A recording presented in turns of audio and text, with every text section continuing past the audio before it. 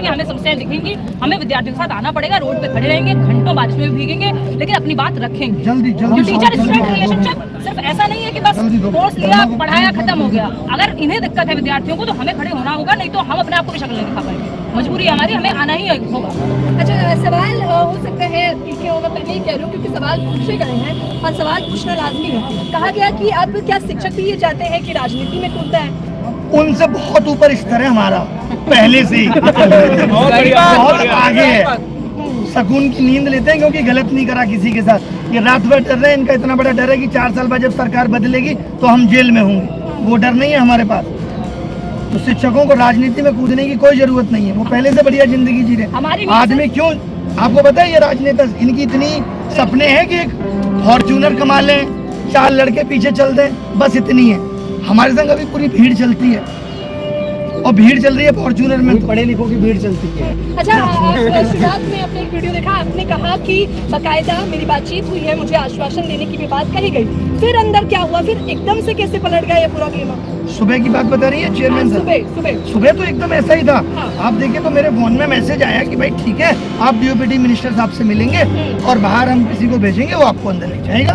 बड़ी बात है। लेकिन जब वहाँ पे पहुंचे तो पुलिस ने खुद बोला, सब लोग थे, भाई 4 आदमी चलो आप, और अचानक से पुलिस की एक टोली आती है और टीचर्स को मारना चली जाती है। क्या बोला गया आप उनके ऊपर से? आप यहाँ शांतिपूर्वक बात भी नहीं रख सकते, इसका मतलब तो यही हुआ। कोई वहाँ से अपने पैर में चोट लेके भागा है, कोई अपने 10 महीने के बच्चे को, कोई फीमेल टीचर लेकर के गई थी, वो किसी तरह से बच के निकली है। सर ने मुझे फोन किया, जंतर मंतर पहुंचो, किस तरह, सिर्फ अपनी बात रखने के लिए। ऐसा नहीं है कोई हमें शौक है राजनीति में किसी टीचर को नहीं जा रहा, हमें सुकून से नींद आती है, तो नींद हमारी तब उड़ती है जब बच्चे की नहीं खराब होती, तो हम वो उस बात का समाधान लेने के लिए आए हैं, अपनी बात। और अगर कोई टीचर राजनीति में जा रहा है तो राजनीति किसी बाप की बपौती है क्या कि जो टीचर नहीं जा सकता?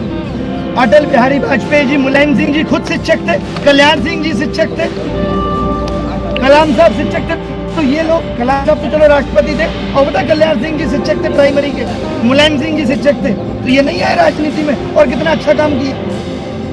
अब क्यों नहीं? इनको पता है कि पढ़े लिखे लोग राजनीति में आ गए तो इतने सवाल जवाब करेंगे, हम जवाब नहीं दे पाएंगे। अब ये देश लूटने में बिजी है। अच्छा, लमसम आपकी बातचीत कितनी देर तक चली होगी? अभी तो 1 घंटे मुश्किल है। 1 घंटे आपने बातचीत करी होगी? हाँ, 1 घंटे। इससे पहले हम लोग कई बार भी बातचीत कर चुके हैं और बातचीत का फायदा कुछ नहीं निकल रहा है, कोई मायने नहीं है उस बातचीत के। वो बोलते हैं मैक्सिमम चीज़ों में ये हमारे हाथ में नहीं है, सीपीओ का रिजल्ट MHA ने लटका रखा है। वही तो कह रहे हैं कि मोदी साहब इस कंपनी के डायरेक्टर हैं भारत के, उनकी जिम्मेदारी नहीं है एक सही प्रोसेस सेट कर दे। कोई चीज कहीं लटक जाती है, कोई चीज कहीं लटक जाती है।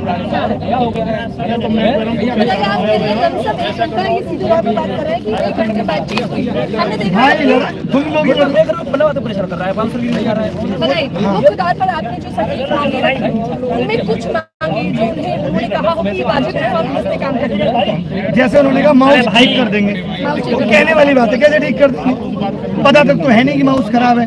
उन्होंने कहा पेपर रिपीट पे भी कि हम इसका ध्यान रखेंगे ना हो, लेकिन उन्होंने कहा कि हमारा जो सिस्टम है उसमें क्वेश्चन रिपीट होंगे। वो अनटच पेपर है, जैसा मैंने बताया, उन्होंने बोला कि उसको हम ऑडिट नहीं कराते। जैसे मुझे ये पता है कि मुझे आपसे 100 क्वेश्चन बनवाने हैं और मैं आपके 100 क्वेश्चन इससे टेस्ट नहीं करवा सकता, तो मैं फिर आपके अंदर वो कैपेबिलिटी देखूंगा ना कि आप 100 के 100 सवाल सही बना पाए। फिर आपने कमजोर लोगों को क्यों रखा हुआ है जब आप ऑडिट भी नहीं कराएंगे? तो फिर तो आपको और सजग रहना चाहिए। तो एररलेस क्वेश्चन बनवाइए ना आप, जब वहाँ एररलेस है ही नहीं चीजें, तो फिर ये तो और खराब है, ये तो और ब्लंडर है कि भाई आप ना तो चेक करा रहे हैं उसको और ना सही सवाल बन रहे हैं, तो ये तो प्रॉब्लमेटिक बात है ना। इसको ऐसे तो नहीं कह के बचा जा सकता। अच्छा, पहले पेपर लीक की समस्या, फिर सही समय पे एग्जाम ना करवाने की समस्या, अब व्यवस्था की समस्या, मतलब दिन ब दिन समस्या। वही वो नहीं कहते हिटलर साहब ने इतना तोड़ दिया कि फिर आदमी 2 वक्त की भीख को रोटी समझ के समझेगा कि यही जीवन की जीत है। उस हाल पे ले आए हैं कि समस्याएं और बड़ी बड़ी थी, लेकिन उनको कहाँ पे लाके रख दिया? कीबोर्ड और माउस पे। आप सवाल अच्छे पूछती हो, मेंस मीडिया में जाओ। मैंने NDTV में किया, और आप बहुत पैशनेट भी हैं। चलिए मुद्दे पे आ जाते हैं। तो आप मिलने की कोशिश करिए चेयरमैन साहब से और पूछिए सवाल। मैं कोशिश कर रही हूँ पर वो जवाब देने की जवाब नहीं दे रहे हैं। चलिए, आपको तो उन्होंने कोई भी संतुष्टि नहीं दी इस बार तो कुछ नहीं दिया। अच्छा, आपका ये कहा जो आप लिख के लेके आए हो ये दे दो, इसे हम बहुत अच्छे से पढ़ेंगे। अच्छा, आप लिख के भी लेके गए? लिख के भी लेके गए थे सारे। मुश्किल था क्या सर? टाइम लगेगा, पढ़ना भी नहीं आता क्या? आप ये अटैच कर रहे हैं?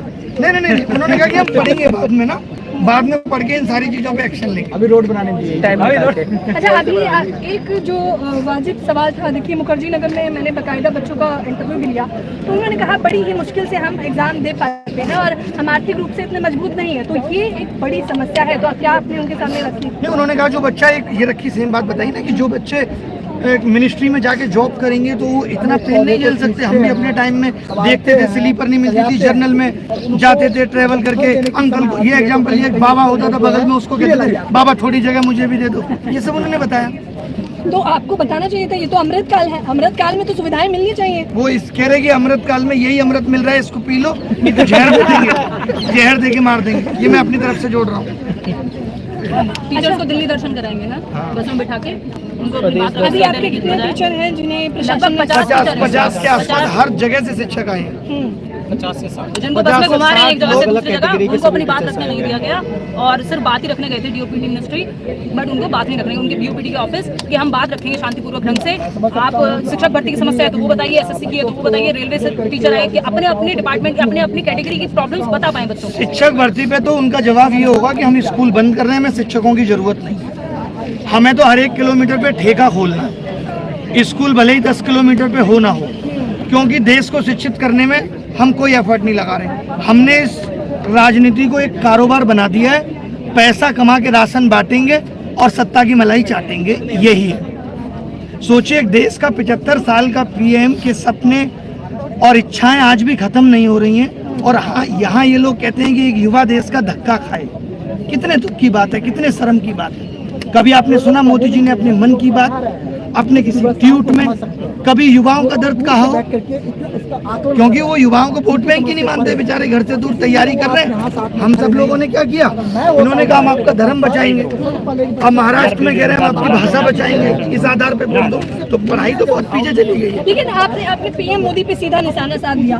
बताता हूँ क्यों, आपको ये सवाल पूछिए क्यों साधता हूँ मैं, खराब लगता है पीएम मोदी पे क्यों साधता है। आज आप किसी भी नेता से बात कर लीजिए, किसी से भी, रेल मंत्री से पूछे रेलवे में क्या हो रहा नहीं हो रहा, प्रधान पैरा सब पता है क्या हुआ, प्रधानमंत्री जी के नेतृत्व में मैंने इतनी जब हर चीज उनके नेतृत्व में हो रही है तो ये धांधली और भ्रष्टाचार की जिम्मेदारी मैं किसको दूं? आपने किसी नेता को सुना जिसने कहा हो मैंने अपने दम पे ये कर दिया? नहीं, प्रधानमंत्री जी के नेतृत्व में मैंने देश की बेरोजगारी को 45 साल में सबसे ज्यादा खराब किया। ये कर रहे हैं सर, कह रहे हैं जब श्रेय उनको दिया जाता है तो हर बात जिम्मेदारी कौन सी? रेखा गुप्ता सीएम बनी, आप उनका भाषण सुनिए। प्रधानमंत्री जी के नेतृत्व में मैं आज शपथ ले रही हूँ कि दिल्ली की मुख्यमंत्री भजनलाल शर्मा प्रधानमंत्री जी के नेतृत्व में, मोहन यादव प्रधानमंत्री जी के नेतृत्व में, सब कुछ प्रधानमंत्री जी के नेतृत्व में। तो ये घोटाले और भ्रष्टाचार की जिम्मेदारी कौन लेगा? अच्छा, आपने हाल फिलहाल का बयान भी सुना होगा शिक्षा मंत्री का सीधे तौर पर कि अब मैं जेब से तो नहीं भरूंगा ना। हाँ, झालावाड़ की घटना जो आपने देखी, वही मैं तो खाली कमाऊंगा, मैं तो खाली कमाऊंगा, जेब से कुछ नहीं इस भरूंगा। तरह से पल्ला नहीं झाड़ा जा सकता। मतलब ये शिक्षा मंत्री इस तरह से पल्ला नहीं झाड़ा जा सकता। चैनल को सब्सक्राइब कर दीजिए अपडेट पाने के लिए, सब लोग चैनल को सब्सक्राइब कर दें सभी लोग। मैं कई आपको दिन पता पहले है गई हूँ। 2017 में हम लोग आमरण अनशन सोचते थे, आज तो कोई कहे तो नहीं करेंगे क्योंकि ये तो चाहते हैं कि हम मर जाएं। हमें तो लड़ना है इनसे। आज आप सुनते हो कोई आमरण अनशन कर रहा हो? क्योंकि अब सरकार को मौतों से फर्क नहीं पड़ता। चलो वैसे इतनी जनसंख्या बढ़ रही है, जॉब देने की बात आती है जनसंख्या बढ़ गई। वैसे मैं इतने बड़े देश का प्रधानमंत्री, भारत इतना बड़ा लोकतंत्र तो बड़ा कैसे है? हमारी संख्या से ही तो बड़ा है। जहाँ फायदा लेना हो वहाँ भारत बड़ा देश है। नौकरी देने की बात आई, हम तो ये भी नहीं कह रहे सबको दो, लेकिन जो नौकरी निकाल रहे हो उनको तो सही तरीके से भरो। तो उन्होंने जवाब दिया, उन्होंने कहा जो लोग योग्य हैं उन्हें मिल रहा है रोजगार। अब आप चाहते हैं कि सबको रोजगार दिया जाए, वो संभव नहीं, योग्यता पे निर्भर करता है आपका। पेपर देने नहीं दे रहे हो, तो कैसे पता लगेगा योग्य कौन है? जो लोग ग्रेजुएट होके आ गए उनको योग्यता या स्किल देने की जिम्मेदारी किसकी थी? सिंगापुर में 6वीं क्लास का लड़का पेचकस और प्लास लेके मोबाइल खोल देता है, चाइना में लड़का 7वीं क्लास का कैपेसिटर बना देता है। ये जिम्मेदारी किसकी थी? इन्होंने तो एजुकेशन पॉलिसी को ही नहीं अपडेट किया। जो किताबें हमारे पिताजी ने पढ़ी वो हमने पढ़ी, तो ये जिम्मेदारी किसकी है? स्किल देगा कौन सा? नई शिक्षा नीति तो लेकर आए थे आप लोगों के लिए, लाए थे, वो सिर्फ कागजों पर रह गई। सीईटी भी कागजों पर रह गई, लेके तो ये लोग बहुत कुछ आते हैं। बट उसको लेके आने आप का मायने कुछ नहीं। उस नीति को लाने के बाद बदलाव कितना हुआ है शिक्षा नीति में? आप ये देखिए ना, 2021 की शिक्षा नीति है, इतना बदलाव आप अरे अनपढ़ लोग शिक्षा नीति बनाएंगे तो कैसे देश आगे चलेगा बताइए। अच्छा, एक सवाल जाहिद आप, एक सवाल जो आप लोगों के भी जहन में होगा कि सर ने ऐलान किया, तमाम शिक्षक भी आ गए, तमाम छात्र भी आ गए, तो अब क्या जो आप लोगों पे अभी भी टकटकी लगाए देख रहे हैं वो क्या करें? चलिए, मैंने कहा कि जो शिक्षक है, जो छात्र है, करो ना यार, मुझे बात तो कहाँ से जाएगी, कैसे जाएगी, बताओ। हम बैठे कहते रहेंगे, अभी तो सुनी जाएगी। सारे टीचर्स मिलकर के अपनी बात कहने की कोशिश कर रहे हैं। विद्यार्थी पढ़ के आ रहे हैं, बैग लेकर के यहाँ खड़े हुए हैं, अपनी बात आपने ऐलान किया था, आपके एक ऐलान के बाद शिक्षकों की संख्या आपको देखने को मिल रही है, टकटकी लगाए हुए हैं कि क्या कुछ करने वाले हैं? लेकिन मैं तो सबके साथ इस आवाज को ही बुलंद करना चाहता हूँ और पूरी कोशिश है कि शाम तक डीओपीटी से मुलाकात हो। अभी भी उसी फिर से मुलाकात करना चाहते हैं आप? हाँ, बोल रहे हैं वो लोग, बोल रहे हैं कि करेंगे। अभी संसद में संसद चल रही है, अब संसद 11 बजे चलेगी, 12 बजे चलेगी, देखते हैं कब तक चलेगी। अच्छा, तो दूसरी मुलाकात में आपको लगता है कि कुछ आश्वासन मिलेगा? हाँ, हो सकता है मिले।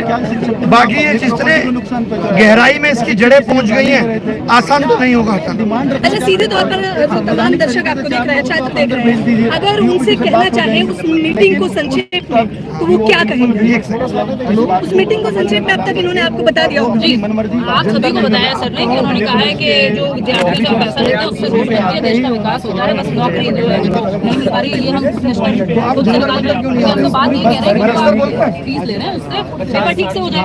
उन्होंने उसके एवज में ये कह दिया कि मेरे समय पे भी मुझे बहुत समस्याएं होती थी, ये मैं सर को कोट कर रही हूँ। ये कहानी क्यों सुना रहे हैं? वही आप लोगों की सवाल नहीं है। हाँ, हमें कहानी सुनने से क्या मिलेगा? हमें तो समस्याओं का समाधान चाहिए। 20 साल पहले जो समस्याएं थी, अगर आज भी देश में वही समस्याएं बनी हुई है तो ये कोई गर्व का विषय नहीं है, ये बहुत दुख का विषय है। जब हम डिजिटल इंडिया की बात करें, जब हमारा पेपर OMR से उठ करके, ऑफलाइन से उठ करके ऑनलाइन चला गया, तो वहाँ माउस नहीं चलता।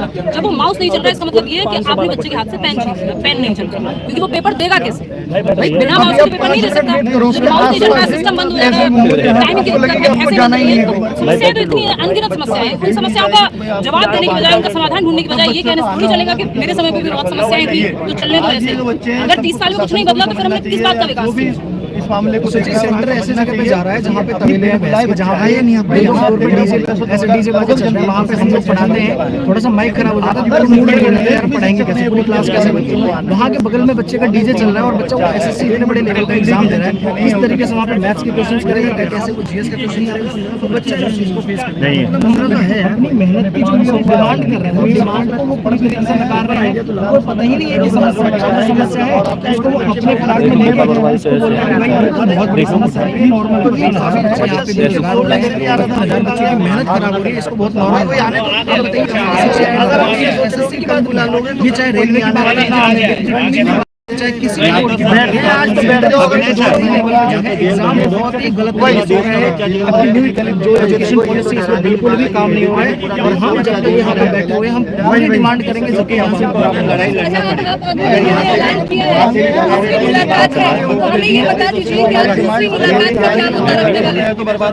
यही जो एग्जाम सिस्टम फ्रॉड है, एजुकेशन पॉलिसी इतने साल से अपलोड नहीं हुई, CET क्यों नहीं लाए, इन सब चीजों पे बातें होंगी और ये कब सुधरेगा फ्रॉड एग्जाम?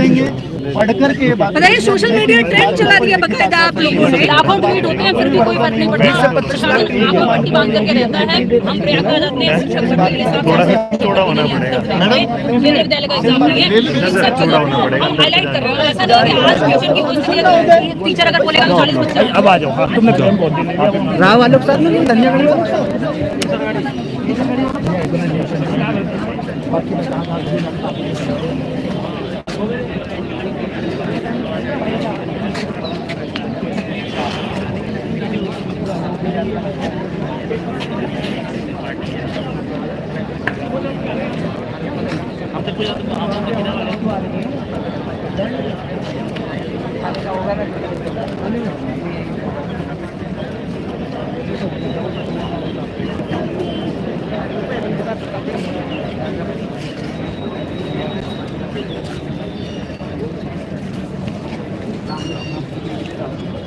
सभी लोग चैनल को सब्सक्राइब कर दीजिए अपडेट पाने के लिए, जिससे कि आपको टाइम पर अपडेट मिलता रहे, वीडियो आता रहे आपके पास।